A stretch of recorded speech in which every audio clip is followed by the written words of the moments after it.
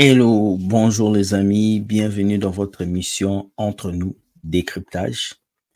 Sur cette émission, nous venons décrypter toutes les vidéos que vous nous envoyez et soyez sûr que ça va pas toujours être des bons pasteurs. Souvent, on décrit aussi des mauvais pasteurs. On décrit les messages que vous nous envoyez et on pense que c'est toujours important de venir ici expliquer et puis parler avec vous. Merci. Pour commencer, je vous dis générique.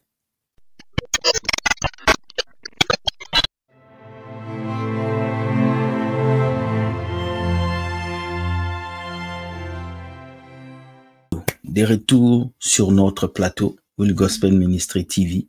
Merci pour ceux qui like, ceux qui partagent et ceux qui s'abonnent, bien sûr. Vous êtes des personnes extraordinaires. Je dois toujours vous encourager car je pense qu'aujourd'hui, c'est difficile de trouver des personnes qui nous encouragent. Alors moi, je vous encourage et je tiens à vous dire que vous êtes des personnes exceptionnelles. Dieu vous aime et personne ne peut vous faire du mal tant que Dieu vous aime. Nous allons aller dans le vif du sujet. Nous allons aller voir nos vidéos. La première vidéo nous parle de l'évangile de la prospérité, mais elle nous parle des églises qui font la promotion de l'évangile de la prospérité. Vous les connaissez tous. Je n'ai pas besoin de les citer, mais nous allons juste écouter la vidéo et avancer. Merci beaucoup. Let's go. C'est sur TikTok, c'est un monsieur qui s'appelle Kenzo David. Kenzo David, c'est un évangéliste qui dit des vérités par rapport aux églises. Il est un peu comme moi. Moi, je pense que lui, il est un peu plus ancré plus sur la parole, c'est ça. Mais moi, quand je fais décryptage, je n'aime pas trop ancrer sur la parole parce que je veux que les gens puissent écouter en clair ce qui se passe. Voilà. Donc, montez, il commence à faire froid au Canada. Voilà, on commence. Il est vraiment temps de fuir les églises de prospérité, car ils sont l'objet de scandales aujourd'hui. En effet, si votre pasteur n'arrête pas de prêcher autour de l'argent, alors n'attendez plus, sortez de ces églises. Voilà, il est temps qu'on arrête de suivre les églises de prospérité. Si votre pasteur prêche tous les jours sur l'argent, il est temps d'arrêter. Cet homme peut paraître comme un sataniste, un méchant, quelqu'un qui veut éloigner les gens de l'église, et il va apparaître devant les pasteurs comme un sataniste ou comme un antichrist. Pourquoi? Pas parce qu'il est antichrist, mais parce qu'il est menaçant dans ce qu'il dit. Parce que ce qu'il est en train de dire menace le business des pasteurs. Alors les pasteurs ne vont pas aimer le message qu'il transmet. Parce qu'aucun pasteur, si vous regardez dans les églises, aucun pasteur viendra vous dire vraiment que l'évangile de prospérité n'est pas mauvais. Parce que c'est là qu'ils bouffent l'argent. Ils veulent vous faire rêver. Ils viennent vous prêcher un évangile qui vous fait croire à des merveilles que vous allez jamais avoir. Pendant que lui va voler en première classe, lui il aura des belles voitures, vous serez toujours pauvre en train d'attendre que Dieu vous bénisse. On continue. Immédiatement. Il est important de développer une attitude de prospérité spirituelle plutôt que de viser l'abondance pour l'abondance seulement. Voilà, il a parlé de prospérité spirituelle. Quand nous allons même dans la Bible, c'est écrit, bien-aimé, je souhaite que tu prospères à tous égards, comme prospère l'état de ton âme. Nous voyons d'abord que pour que la prospérité soit vive, ça doit être selon l'état de ton âme. Aujourd'hui, pour que quelqu'un prospère, il faut d'abord que son âme puisse prospérer. Et beaucoup de chrétiens aujourd'hui, leurs âmes ne prospèrent pas, mais ils veulent que leur vie prospère. En fait, c'est ça qui fait mal. Et c'est ça ce que cet homme explique. Les chrétiens ne veulent pas lire la Bible, les chrétiens ne veulent pas vivre la sanctification, les chrétiens ne veulent pas vivre dans la crainte de Dieu, mais ils veulent être bénis, ils veulent être prospères. Les gens du monde peuvent prospérer même quand ils sont dans le péché.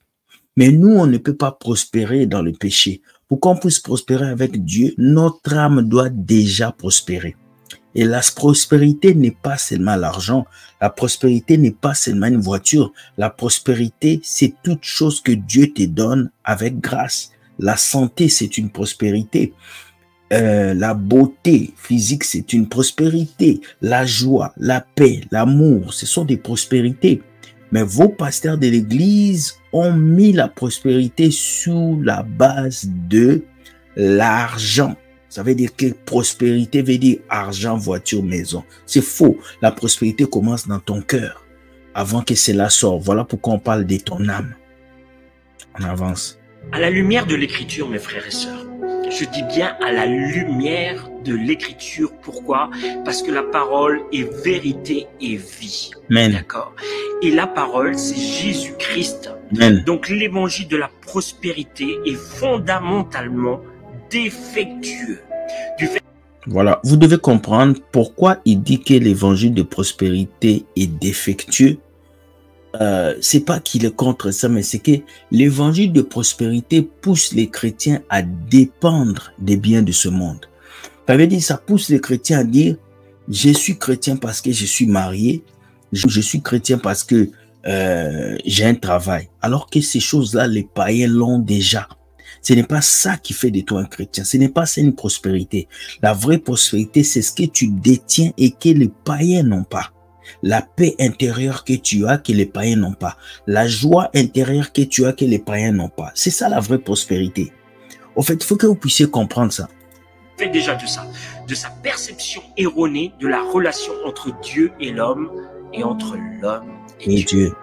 En disant les choses simplement, mes frères et sœurs, le plus simplement possible. Si l'évangile de la prospérité est vrai, ça veut dire que la grâce est obsolète. Yes. Si l'évangile de prospérité est vrai, ça veut dire que la grâce est obsolète. Ça veut dire que la grâce de Dieu n'existe plus.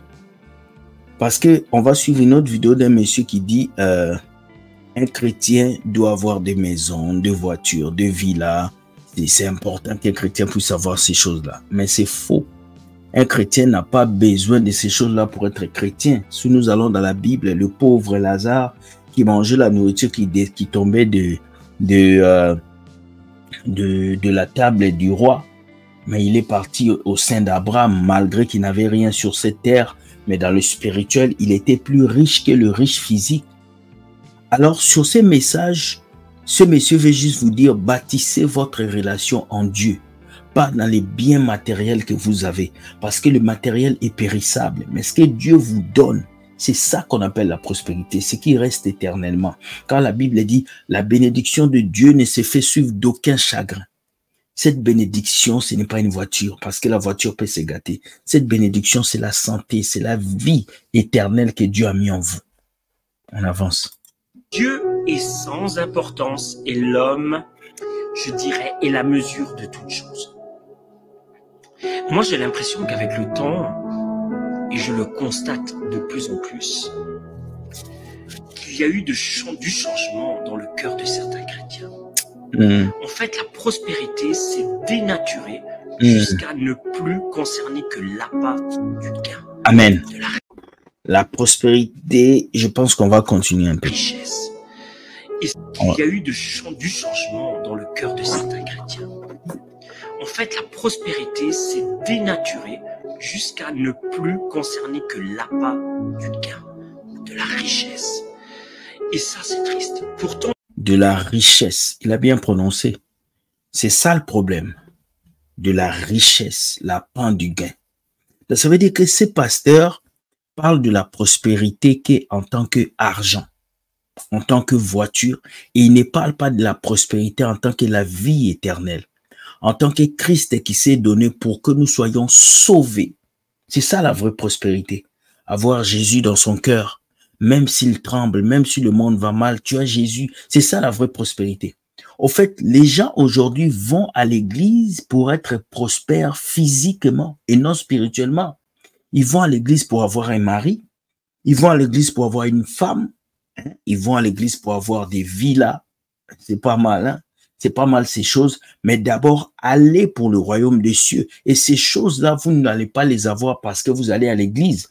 Vous allez les avoir parce que vous avez travaillé pour les avoir. C'est très important. Je ne cesse de dire pendant un moment que il y a des choses dans vos vies qui sont des conséquences et non des bénédictions.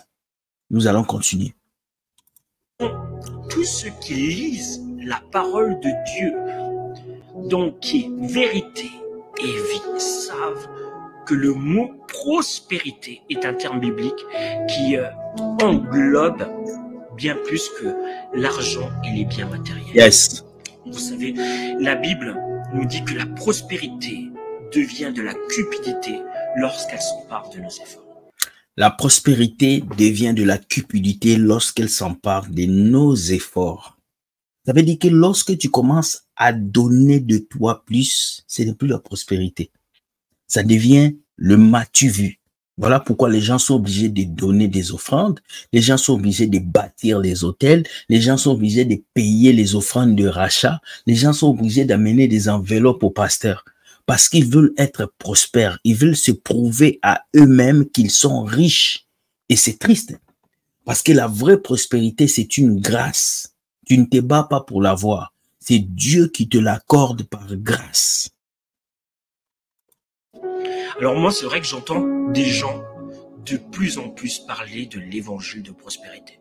Mais je vous assure qu'il n'existe rien de tel dans la parole de Dieu. Amen. Il n'existe qu'un seul évangile, mes frères et sœurs, qui contient des promesses nées du sacrifice de Jésus-Christ. C'est ça, en fait. C'est ça. En fait, Jésus n'est pas venu pour nous rendre milliardaires.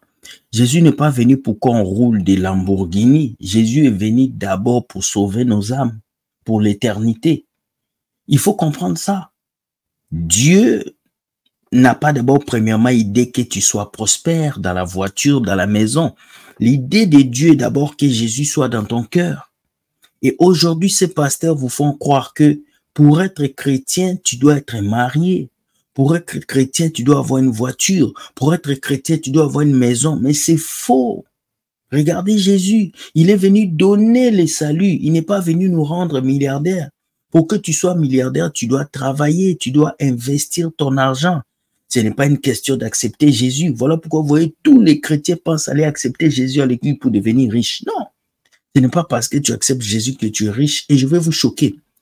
La richesse n'est jamais synonyme de prière.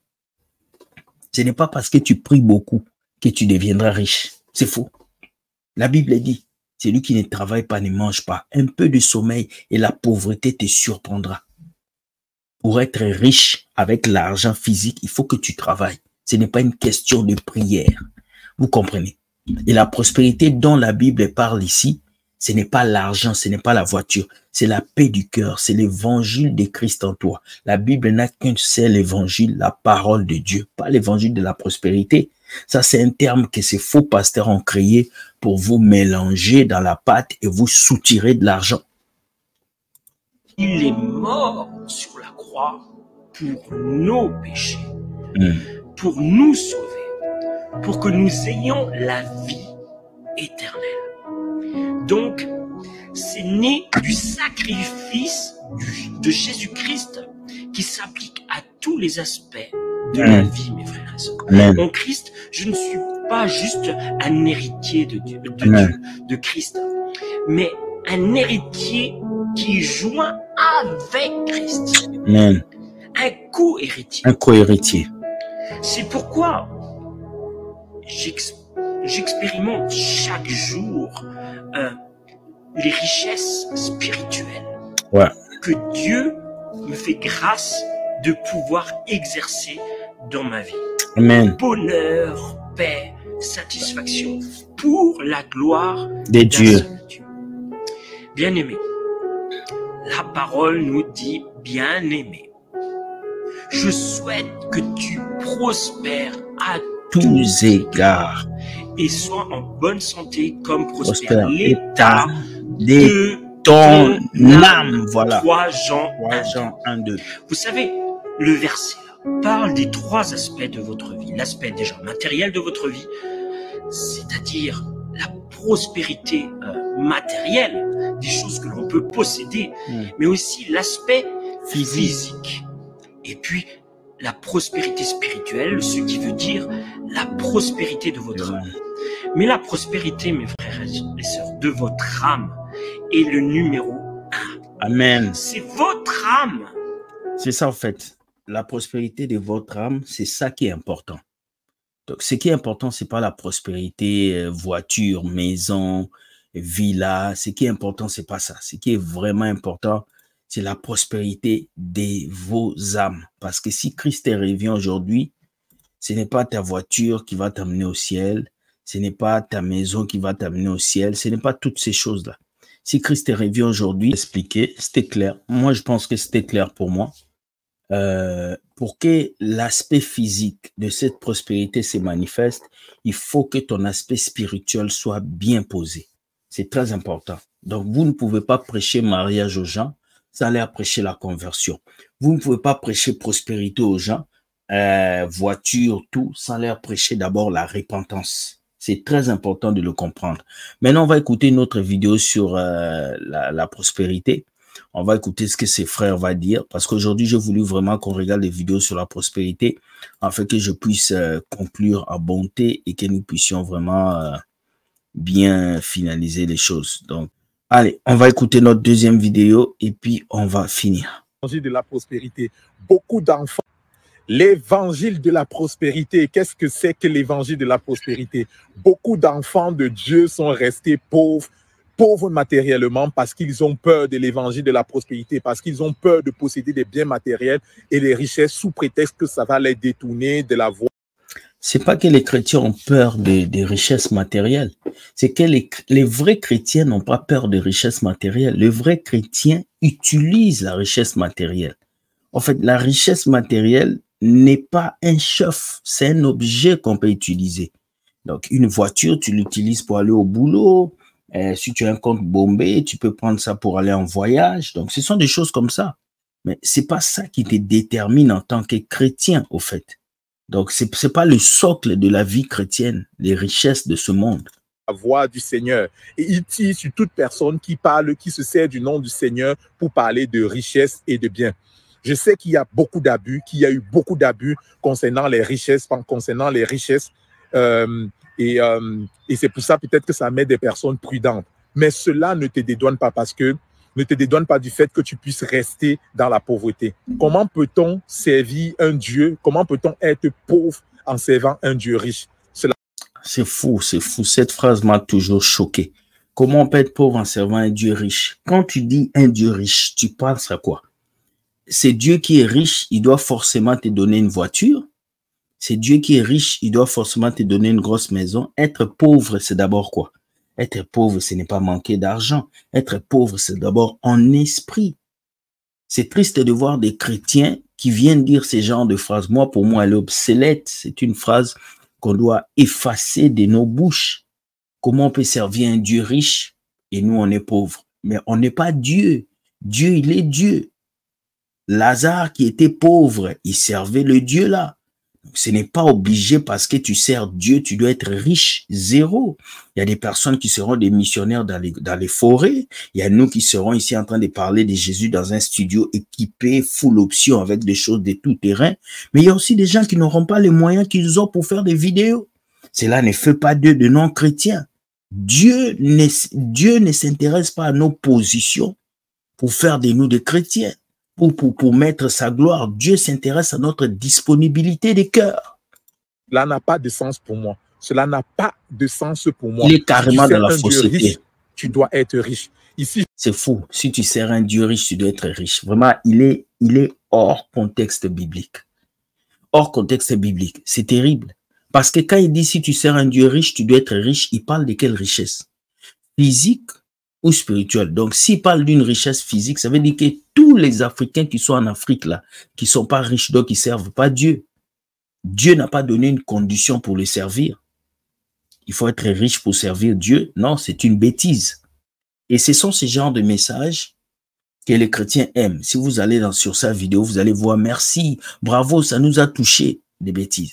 Je ne parle pas de richesse simplement sous le fait d'avoir beaucoup de possessions matérielles. Pour moi, la richesse n'a rien à voir avec le fait d'avoir beaucoup de possessions matérielles. Okay. Les possessions matérielles peuvent souvent être intéressantes, peuvent souvent être un signe ou des moyens par lesquels on peut qualifier une personne de riche. Mais avant toute chose, nous devons être des personnes à succès, des personnes qui savent résoudre des problèmes, des personnes qui sont intègres, des personnes qui... Oui, nous devons être des personnes à succès, des personnes qui savent résoudre des problèmes. Ça, c'est une très bonne chose, ce qu'il dit.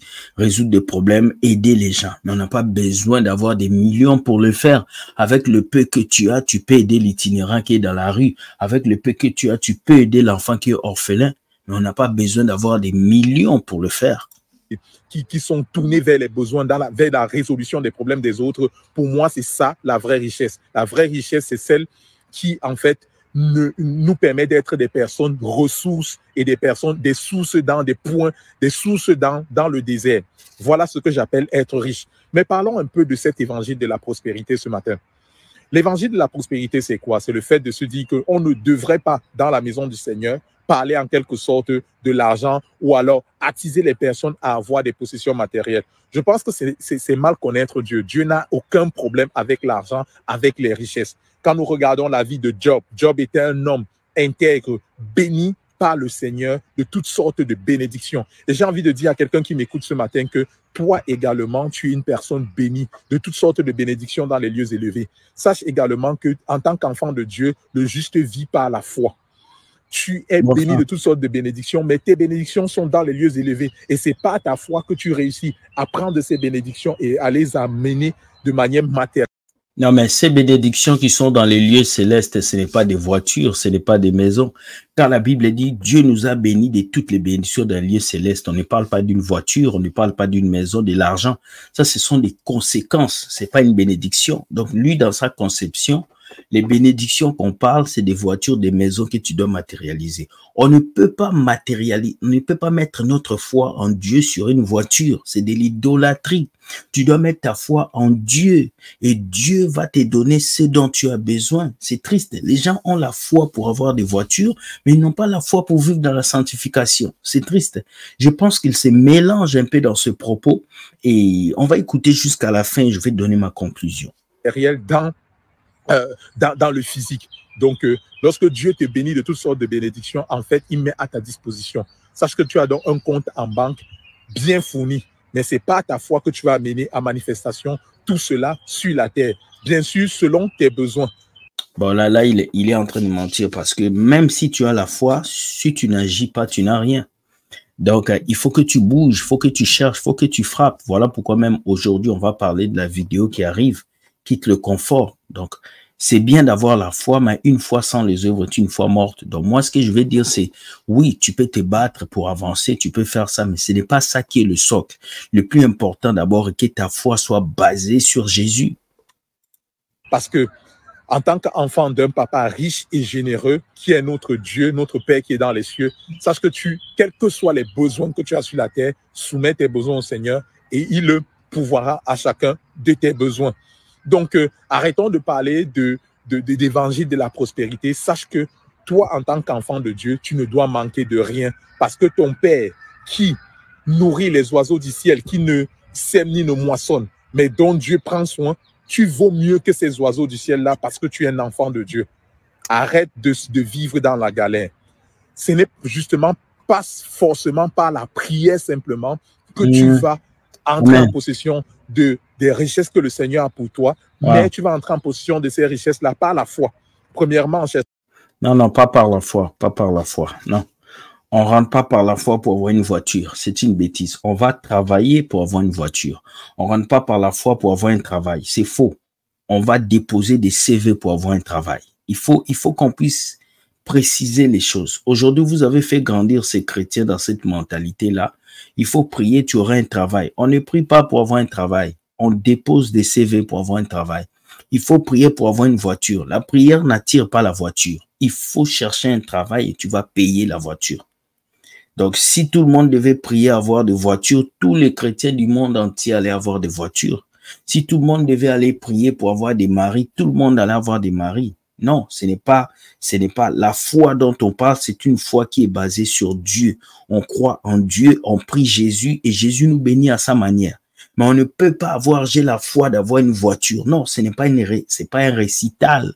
Ce n'est pas la loi d'attraction. C'est une question de travail et résultat. Donc, il faut pousser les chrétiens à travailler et non pousser les chrétiens à croire à des fables. Tu crois et puis tu as une voiture qui sort. Ce sont des bêtises, ces genres de choses. On doit sortir de ces genres de messages. Je suis désolé, mais je suis allé dans plusieurs églises, surtout les églises africaines, où il y a ces genres de messages-là, où il faut croire Dieu va te donner un mari, il faut croire Dieu va te donner une voiture. Ce sont des bêtises. Un jour, un frère est venu me dire, frère, Dieu va faire de toi un milliardaire. L'argent va sortir comme ça de ton compte. J'ai dit non. Comment l'argent va sortir comme ça? C'est pas que je manque de foi. Mais moi, je sais que Dieu travaille dans sa logique. Moi, je peux pas m'asseoir et puis Dieu fait sortir l'argent de mon compte. Non, il y a un problème. Il faut qu'il y ait un suivi. Il faut qu'il y ait un chemin. Parce que si Dieu travaillait sans sa logique, tout le monde devait prier à l'église et avoir des Lamborghini. Tout le monde devait taper les mains et l'argent va sortir. Mais c'est faux. Dieu a mis des lois et des choses dans nos vies pour qu'on puisse les suivre, qu'on réussit. Tu ne peux pas aller dans une entreprise, tu frappes et puis tu entres dans le bureau du boss et puis tu t'assois, tu dis c'est moi le boss au nom de Jésus. Ça ne va pas marcher. Tu ne peux pas prendre ta carte bancaire, tu vas quelque part dans une autre banque qui n'a pas affiliation avec ta banque, l'argent va sortir. Non. Donc il faut qu'on puisse savoir que Dieu est là, Dieu travaille, mais Dieu travaille dans les normes. Et les normes de Dieu, c'est tu trouves un travail, tu travailles, tu économises, tu ouvres les entreprises et Dieu met sa bénédiction dans ce que tu fais et ça avance, ça réussit. Vous comprenez? Parce que s'il dit que tu dois prier pour avoir un mariage, bon, Elon Musk a prié comment pour être milliardaire? Tous ces riches qui sont à Hollywood, quelqu'un comme P. Diddy, il a prié comment pour avoir toute cette richesse et faire des bêtises? Donc, ce n'est pas seulement la prière qui te rend prospère. La prière bénit ton âme. Mais ton travail, l'acte que tu poses, l'argent que tu investis, c'est ça qui te donne la richesse. Il faut qu'on comprenne ça. Parce que si vous ne comprenez pas la différence entre la foi en Dieu et le travail que vous devez faire pour réussir dans la vie, vous serez toujours des chrétiens pauvres. Et c'est ça, cet évangile-là qu'on vous prêche dans les églises, cet évangile que ce Messie a prêché. Il faut croire que tu seras riche. Il faut croire que tu vas prospérer. Ce sont des bêtises. Dieu n'a pas fait de nous des gens qui récitent. Dieu aime les personnes concrètes, qui bougent, qui travaillent et qui cherchent leur pain quotidien. Voilà ce que moi je peux dire. Aujourd'hui, je peux dire que l'évangile de la prospérité, c'est une peste. C'est un virus à l'église. C'est ça qui a détruit vos pasteurs. C'est ça qui a détruit les églises. Aujourd'hui, les gens vont à l'église pour avoir l'argent, pour avoir la richesse, pour avoir la gloire. Les gens ne vont pas à l'église pour craindre Dieu. Et c'est triste. Voilà pourquoi je vous dis, voici la vidéo que je voulais faire concernant la prospérité. Qu'est-ce que signifie prospérer à tous égards, comme prospère l'état de ton âme? Ça signifie prospérer dans le spirituel. Il faut que tu sois bon dans le spirituel pour que ça se manifeste dans le physique. Mais la richesse physique que tu possèdes ne fait pas de toi un chrétien. L'argent que tu possèdes ne fait pas de toi un chrétien. Il faut qu'on soit d'accord sur ce point pour que nous puissions avancer. Parce que beaucoup de personnes pensent que c'est parce que j'ai une voiture que je suis un chrétien. Dieu m'a béni avec une voiture. Non, c'est une conséquence. Voilà ce que je voulais expliquer aujourd'hui. Likez, partagez, dites-moi ce que vous pensez de l'évangile de la prospérité. Donnez-moi vos explications. Comme j'ai dit, dans l'émission Décryptage, je n'aime pas trop ouvrir les versets bibliques parce qu'il y a des gens qui nous suivent, qui connaissent pas la parole de Dieu, qui sont des bébés spirituels. Ils m'ont déjà expliqué. Je vais doucement dans cette émission pour que tout le monde comprenne. Quand on dit prospérité, cela ne veut pas dire l'argent. Cela ne veut pas dire voiture. Cela ne veut pas dire en même ta maison. Quand on dit prospérité, ça peut être la santé, la paix du cœur, le sourire, la joie de vivre. C'est ça. Parce que si prospérité était égale à l'argent seulement, je ne pense pas que les milliardaires allaient laisser leur vie. Soyez bénis, likez, partagez la vidéo. Je sais qu'elle est un peu longue, mais ça va vous aider à avancer. On se voit ce soir pour le live qui aura pour titre « Quitte ta zone de confort ». Bye bye, ciao, je vous aime et bye. Dieu gagne toujours.